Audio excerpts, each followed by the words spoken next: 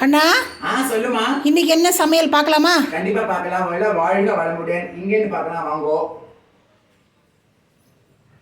சுட சுட சாதம், அப்புறம் கதம்ப காய்கறி எல்லாம் போட்டு ஒரு கூட்டு. சூப்பர். அதுக்கப்புறம் வந்து பார்த்தீங்கன்னா வாழைக்காய் பசுமை பொரியல் வேக வைக்காம பண்ணியிருக்கிறது. சூப்பர். அதுக்கப்புறம் வந்து பார்த்தீங்கன்னா வெந்தயக்கீரை வச்சு சூப்பரான ஒரு சப்பாத்தி. தொட்டுக்கிறதுக்கு வந்து பார்த்தீங்கன்னா மிளகா இருக்கு இல்லையா, பஜ்ஜி மிளகா இருக்கு இல்லையா, அதை போட்டு தேங்காய் அரைச்சி ஒரு சட்னி செஞ்சுருக்கேன். சட்னி இல்லைனா சம்மந்தி எப்படினாலும் சொல்லலாம், தாளிச்சு மட்டும் கொட்டியிருக்கேன். அவ்வளோதான், சூப்பரான சமையல் ரெடி ஆகிடுது.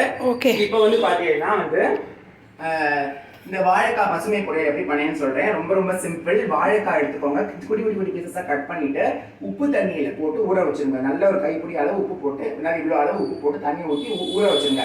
15 நிமிஷம் அது ஊறத்துக்குள்ள தேங்காய் வெட்டி, தேங்காய் உடச்சி துருவிட்டு அதில் கேரட்டு, இஞ்சி, பச்சை மிளகா, கருவேப்பிலை, கொத்தமல்லி, எலுமிச்சப்பழம் எல்லாத்தையும் போட்டு புழிஞ்சு அதை ரெடி பண்ணி வச்சுக்கோங்க.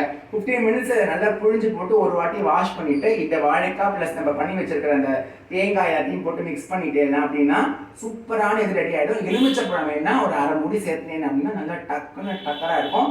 பச்சை மிளகா வேண்டாம் அப்படின்னா மிளகு பொடி சேர்த்தா ரொம்ப நல்லா இருக்கும். இந்த ரெசிபியை மிளகு பொடி சேர்த்து செஞ்சு கற்றுக்கிறது பார்த்தீங்கன்னா படையல் சிவா, டாக்டர் படையல் சிவா கிட்ட கற்றுக்கிட்டேன். அது ரொம்ப நல்லா இருக்குது. அது கோயம்புத்தூர்ல இருக்குது. நோ ஆயில் நோ பாயில் இருக்குது. கண்டிப்பாக போய் நீங்கள் செக் அவுட் பண்ணி பாருங்க.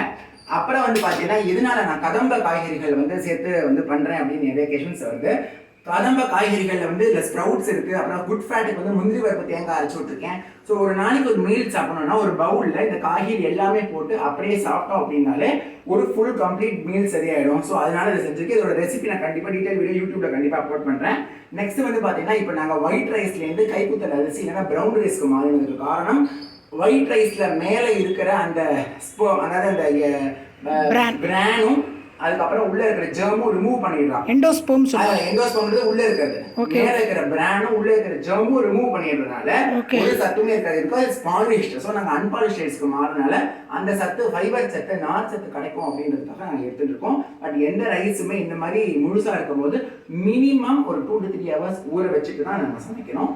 அதை பற்றி நான் டீட்டெயில் வீடியோ கொஞ்சம் ஃபியூச்சரில் சொல்கிறேன். பஜ்ஜி மிளகா இருந்தது, கீழாத்தில் இந்திராண்டி இருக்கா, அவள் அந்த பஜ்ஜி மிளகா கொடுத்தா சட்னி அரைச்சி கொடு அப்படின்னு காரமாக வேணும்னா அவளுக்கு அரைச்சும் போது பாக்கி சட்னி இருக்கு. வெந்தய சப்பாத்தி, சட்னி அண்ட் ரைஸ் அம்மாவுக்கும் இந்திராண்டிக்காகவும், எனக்கு அந்த பசுமை பொரியலும் இந்த தாலும் தான் என்னோட டயட்டு. ஸோ என்னோட டயட்ல பார்த்தீங்கன்னா more of vegetables, less of grains. அம்மா will also take this.